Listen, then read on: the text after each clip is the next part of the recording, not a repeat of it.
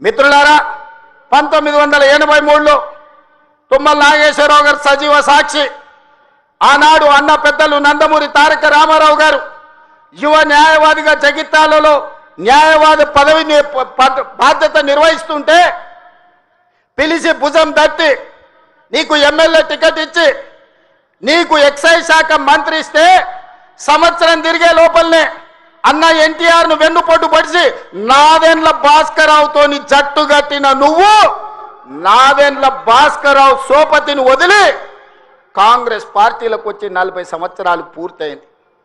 నేను అడుగుతున్నా పెద్ద మనిషిని, ఈ 40 ఏళ్ళు జగిత్యాల నియోజకవర్గమే కాదు కరీంనగర్ జిల్లాలో ప్రతి కాంగ్రెస్ పార్టీ కార్యకర్త 14 ఎన్నికల్లో 11 సార్లు ఎమ్మెల్యే, 3 సార్లు ఎంపీ, 1 సారి ఎమ్మెల్సీ, 14-15 సార్లు బీఫామిస్తే దుఃఖాన్ని దిగముంగుకొని ఎన్టీఆర్ను వెన్నుపోటు పడిచిన నిన్ను, నాదెండ్ల భాస్కరరావు అనుచరుడైన నిన్ను ఎమ్మెల్యేగా, ఎంపీగా, ఎమ్మెల్సీగా ఏ ఎన్నికల్లో పోటీ చేసినా వేలాది మంది కాంగ్రెస్ పార్టీ కార్యకర్తలు నిన్ను భుజాల మీద మోసిన మాట నిజం కాదా?